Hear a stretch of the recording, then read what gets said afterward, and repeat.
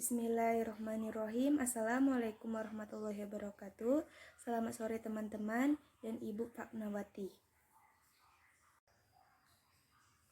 Kami dari kelompok 6 akan mempresentasikan hasil tugas kami untuk mata kuliah Bahasa Indonesia yang berjudul Bahasa Indonesia sebagai Alat Pemersatu Bangsa. Sebelumnya, izinkan saya untuk memperkenalkan anggota kelompok 6. Dimulai dari saya sendiri, nama saya Elisa Arni Anggraini. Kemudian ada teman saya Siska Pratiwi dan Bella Graceva Kanavalia. Untuk pembahasan pertama akan disampaikan oleh Saudari Siska. Kepada Saudari Siska Pratiwi, kami persilakan. 1. Hakikat bahasa. Sebenarnya, apa itu bahasa? Secara sederhana, bahasa diartikan sebagai alat untuk berkomunikasi atau menyampaikan sesuatu yang terlintas di dalam hati.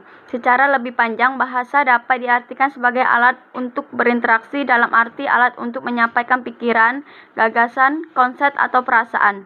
Sementara menurut Rida Laksana dalam mengemukakan definisi bahasa yaitu sistem lambang bunyi yang arbiter yang digunakan oleh para anggota kelompok sosial untuk bekerja sama, berkomunikasi, dan mengidentifikasikan diri. 2. Sejarah bahasa Indonesia. Bahasa Indonesia adalah bahasa resmi Bahasa Persatuan Republik Indonesia. Penggunaan bahasa Indonesia diresmikan setelah proklamasi kemerdekaan, bersamaan dengan mulai berlakunya konstitusi. Bahasa Indonesia yang menjadi bahasa persatuan kita itu berasal dari bahasa Melayu. Perhatian bahasa Melayu menjadi bahasa Indonesia terjadi pada tanggal 28 Oktober 1928. Pada saat para pemuda Indonesia mengingkarkan 3 ingkar, yaitu 1. Bertumpah darah yang satu, tanah Indonesia. 2. Berbangsa yang satu, bangsa Indonesia. 3. Menjunjung bahasa persatuan bahasa Indonesia. Ketiga ingkar tersebut, para pemuda ini dikenal dengan sebutan Sumpah Pemuda. Unsur ketiga dari Sumpah Pemuda tersebut merupakan pernyataan bahwa bahasa Indonesia merupakan bahasa persatuan bangsa Indonesia. Pada tahun 1928, bangsa Indonesia ditetapkan sebagai bahasa nasional. Bahasa Indonesia dinyatakan kedudukannya sebagai bahasa negara pada tanggal 18 Agustus 1945. Karena pada saat itu UUD 1945 disahkan dalam Undang-Undang 1945. Disebutkan bahwasanya bahasa negara adalah bahasa Indonesia pada abad 15 pasal 36. Keputusan Kongres Bahasa Indonesia II tahun 1945 di Medan antara lain menyatakan bahwa bahasa Indonesia berasal dari bahasa Melayu. Bangsa Indonesia tumpah dan berkembang dari bahasa Melayu sejak zaman dahulu sudah dipergunakan sebagai bahasa perhubungan, bukan hanya kepulauan Nusantara, melainkan juga hampir di seluruh Asia Tenggara. Bahasa Melayu mulai dipakai di kawasan Asia Tenggara sejak abad ke-7. Bukti yang menyatakan hal tersebut ditemukannya beberapa prasasti berikut ini. 1. Kedudukannya bukti tahun 686 Palembang.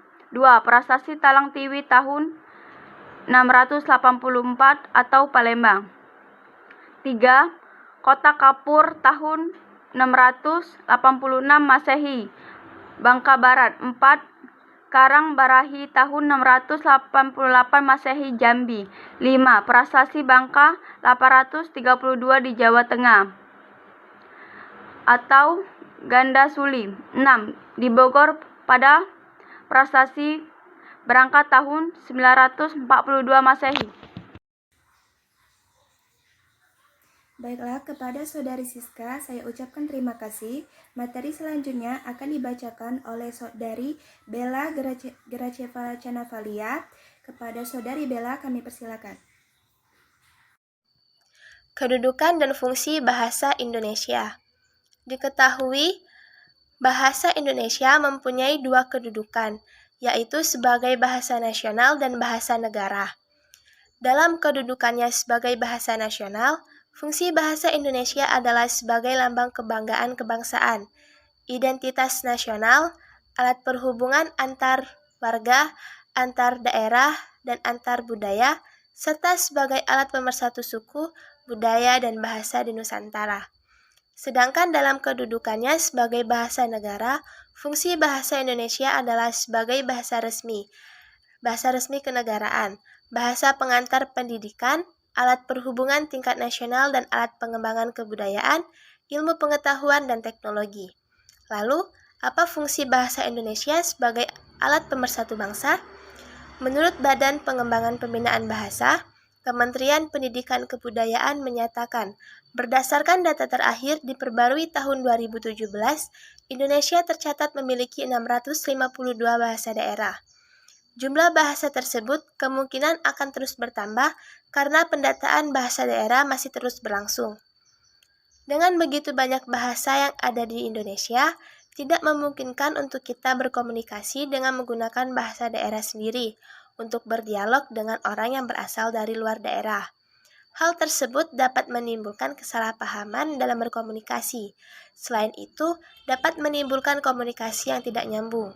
Untuk menghindari hal tersebut terjadi, maka ditetapkanlah satu bahasa yang digunakan untuk berkomunikasi antar suku, yaitu bahasa Indonesia.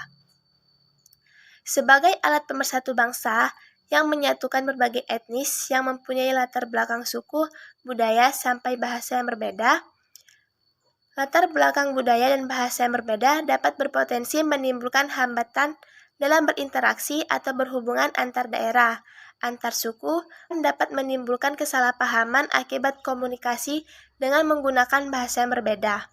Bahasa Indonesia justru dapat menserasikan kehidupan sebagai satu bangsa tanpa meninggalkan latar belakang mereka masing-masing. Setiap orang Indonesia, apapun latar belakang etnisnya, dapat berpergian ke pelosok-pelosok tanah air dengan memanfaatkan bahasa Indonesia sebagai alat komunikasi. Kenyataan ini membuat adanya peningkatan dalam penyebarluasan pemakaian bahasa Indonesia, di mana fungsinya sebagai alat pemersatu bangsa dan dapat menghubungkan antar daerah dan antar budaya.